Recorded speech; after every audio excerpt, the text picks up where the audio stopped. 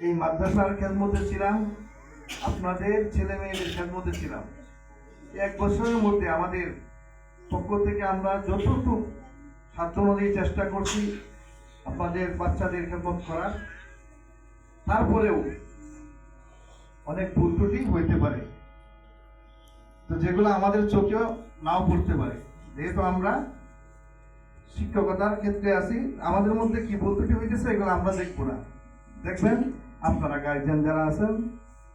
তো এই বিষয়গুলো নিয়ে আলোচনা মূলত, যে আমরা বিগত বছরে আমাদের কি কি কমতি আছে আপনাদের চোখে ধরা পড়েছে, এগুলো একটু এখানে শেয়ার করবেন।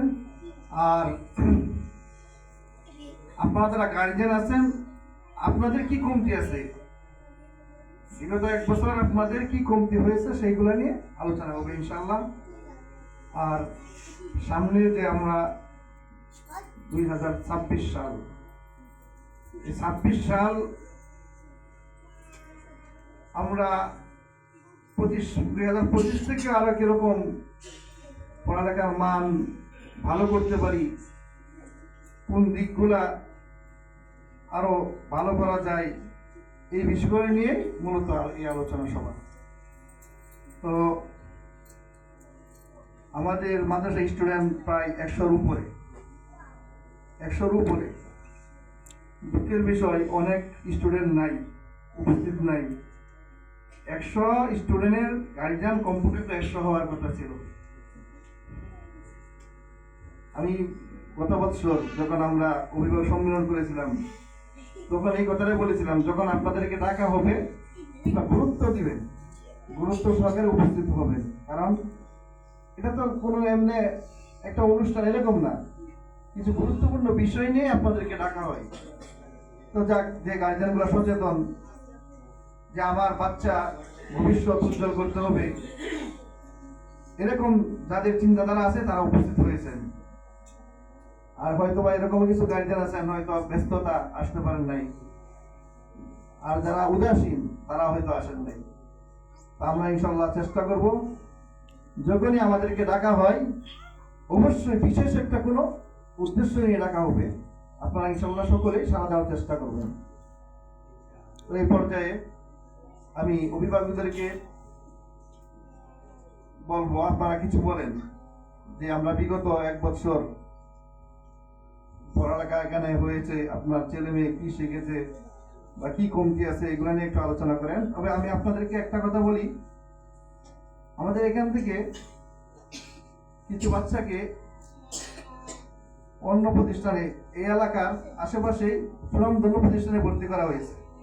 ভর্তি করার পরে একজন গার্জিয়ান উনি ওটা স্বীকার করেছেন, রুল স্যারের কাছে প্লাস পরে আমার কাছে বলছেন যে আসলে মূলত বাহিরে না গেলে বোঝা যায় না। আমি আমার ছেলেকে অত্র অঞ্চলে সবচেয়ে যেটা প্রতিষ্ঠান, সুনামধন্য প্রতিষ্ঠান, বাইরে থেকে অনেক সুনাম, সেই প্রতিষ্ঠানে আমার ছেলেকে ভর্তি করেছি। ভর্তি করে দেখলাম যে রেজাউলের মাদ্রাসায় আলহামদুলিল্লাহ অনেক ভালো পড়ালেখা হয়েছে। আলহামদুলিল্লাহ বলি আমরা, আলহামদুলিল্লাহ, ওটা আমার সাথে স্বীকার করছেন। এবং ওই মাদ্রাসার টিচারদের সাথে কথা বললেও নাকি ভয় লাগে, বুঝছেন? কথা বললে এমন উত্তর আসে যে আর কথা বলা যায় না। আমাদের এখানে তো আলহামদুলিল্লাহ ওপেন, আপনারা যে কোনো সমস্যা নিয়ে আলোচনা করতে পারেন, সম্মানের সাথে শ্রদ্ধার সাথে আলোচনা হবে, সমস্যা নেই। কারণ পরামর্শের মাধ্যমে কি খায়ের বরকত। আমাদের মধ্যে কমতি হইতেছে, আপনি পরামর্শ দিলেন যে এটা তো আসলে এখানে সমস্যা হইতেছে, কোনো সমস্যা নেই, আপনাদের জন্য দরজা খোলা। তো যাক, আলহামদুলিল্লাহ। এবং আশেপাশের মাদ্রাসা থেকে আমাদের এখানে কিছু ছাত্র ছাত্রী ভর্তি হয়েছে, এরকম না শুধু আমাদের এখান থেকে চলে গেছে এরকম না, কিছু চলে গেছে, আবার কিছু কি ভর্তি হয়েছে। তো যে স্টুডেন্টগুলো এখানে ভর্তি হয়েছে, ওনাদের গার্জিয়ান যারা আছে ওনাদের কাছে যদি আপনারা জিজ্ঞাসা করেন যে অন্য প্রতিষ্ঠানের তুলনায় আমাদের প্রতিষ্ঠানের পড়ালেখার মান কিরকম, যে বাচ্চাগুলো নতুন আসছে এগুলা পরীক্ষা দেওয়ার মতো যোগ্যতা নাই, এই যে বার্ষিক পরীক্ষা দিব যে এই পরীক্ষা দেওয়ার মতো যোগ্যতা নাই, এরকম অবস্থা। তো যাক, আলহামদুলিল্লাহ, আমরা নিজেরা নিজেদের প্রতিষ্ঠানের সুনাম করে লাভ নাই, সুনাম করতে হবে আপনাদের। আপনারা যারা অভিভাবক আছেন, গার্জিয়ান আছেন, আপনারা যদি বলেন যে মাদ্রাসায় পড়ালেখা ভালো হইতেছে, এটা গ্রহণযোগ্য। আমরা যতই বলি এটা গ্রহণযোগ্য হবে না, কারণ আমরা আমাদের প্রতিষ্ঠানের বদনাম করবো না, সুনাম সবসময় সুনামই বলবো। কিন্তু গার্জিয়ান যারা আছেন, যদি কোনো বদনামের কাজ থাকে সেটা আপনারা আলোচনা করবেন। তো যাক, ইনশাল্লাহ এই পর্যায়ে আমি অভিভাবকদের পক্ষ থেকে কথা বলার জন্য আহ্বান জানাচ্ছি মোহাম্মদ আব্দুল হালিম ভাই। আব্দুল হালিম ভাই কিছু গুরুত্বপূর্ণ কথা বলবেন। আর যে কথা বলতে চান কোনো সমস্যা নাই, আপনারা একটু করেন যে আমি কথা বলবো, ইনশাল্লাহ আপনার এই সময়টা হবে।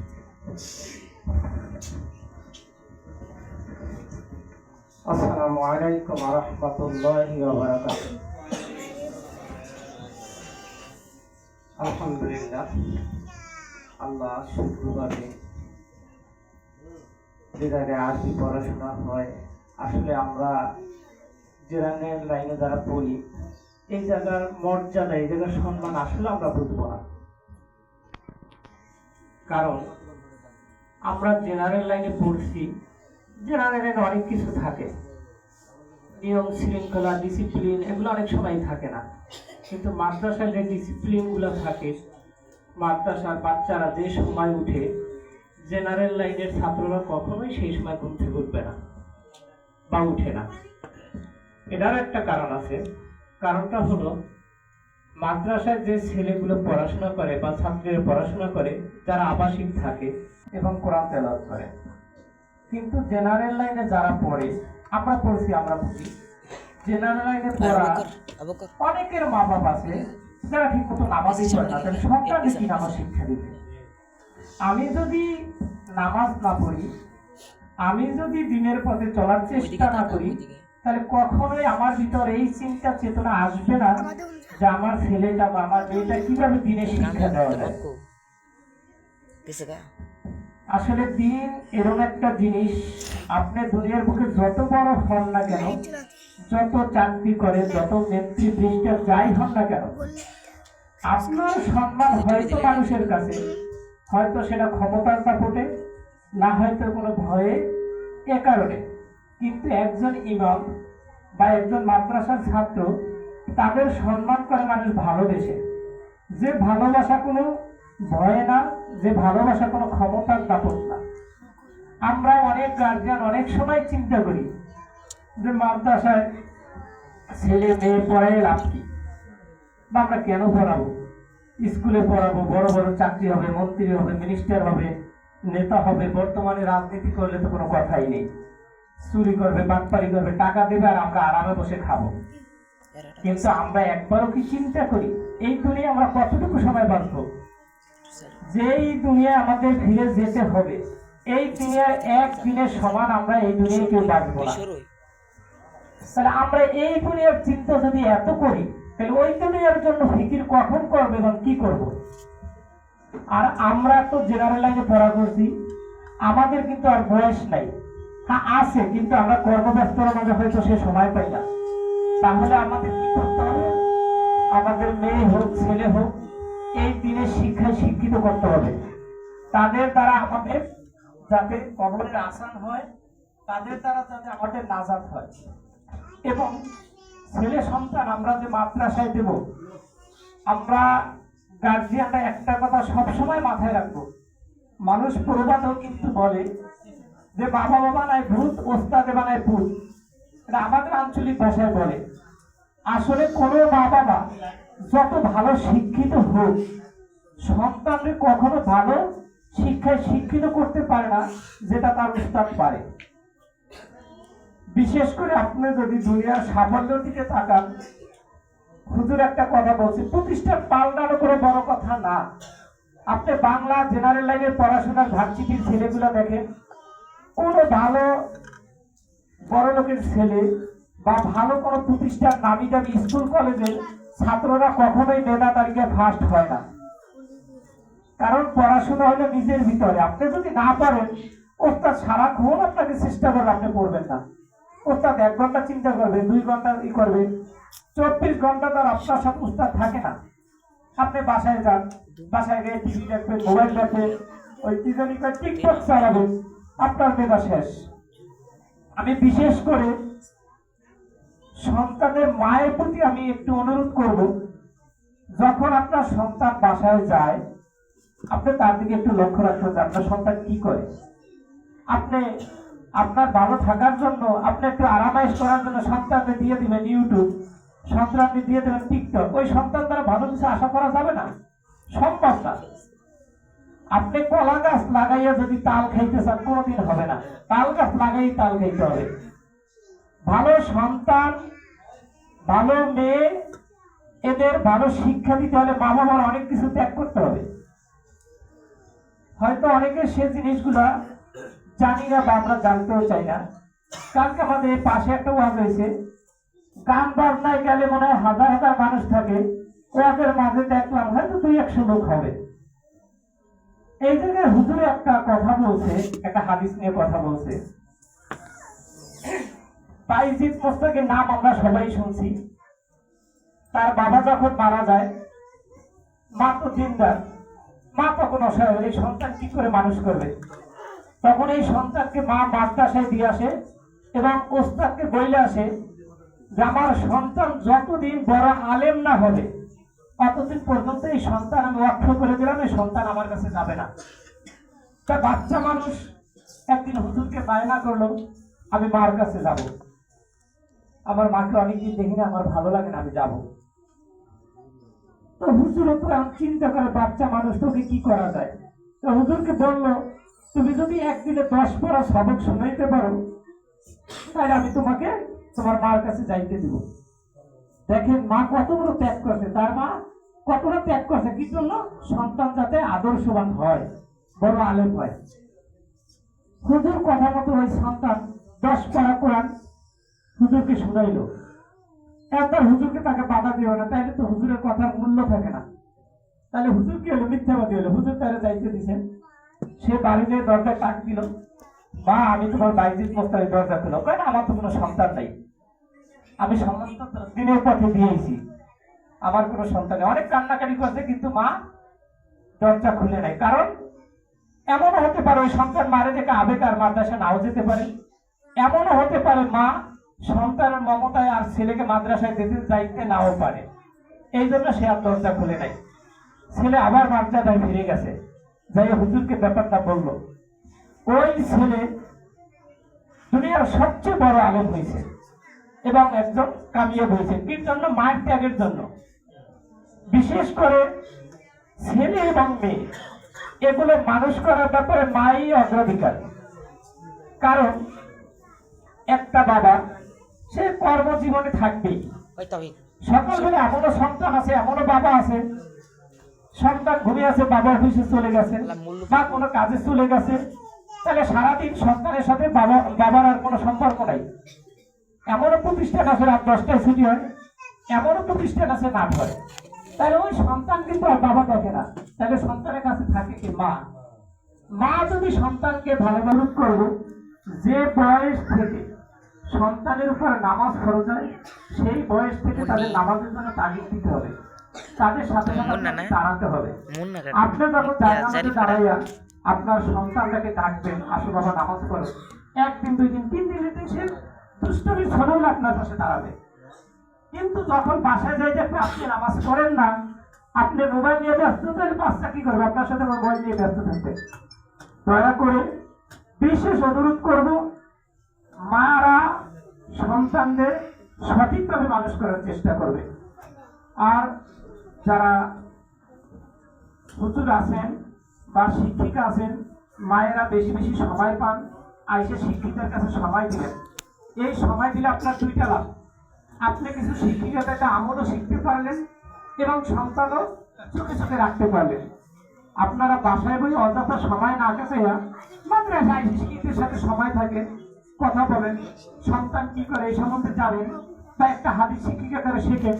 অথবা কোরআন শেখার কোনো বয়স নেই, কোরআন শেখার কোনো বয়স নাই, শিক্ষার কোনো বয়স নেই। যে সমস্ত মায়েরা কোরআন পড়তে পারেন না, আমি অনুরোধ করব কোরআন শিখেন। কারণ এই পৃথিবীতে কোরআনের ভিতর যা আছে, যে বই পুস্তক ব্যারিস্টার যা কিছু মন্ত্রী ব্যারিস্টার, আপনি কোন শিখবেন? কোরআন শেখা আপনার জন্য ফরজ। দিন এই যে দুনিয়ার শিক্ষা, ভার্সিটির শিক্ষা, এটা আপনার জন্য ফরজ না। তারপর আমরা কি করি? বাসার চাকরি করি, কিন্তু তার ফল কি? আপনি দুনিয়ার বুকে তাকালে দেখবেন, আজ পর্যন্ত কোনো দেখি নাই, আমি যত জায়গায় চলছি দেখি নাই কোন একটা মুয়াজ্জিন তার বাবার গায়ে হাত দেয়, তার মাকে গালি দেয়।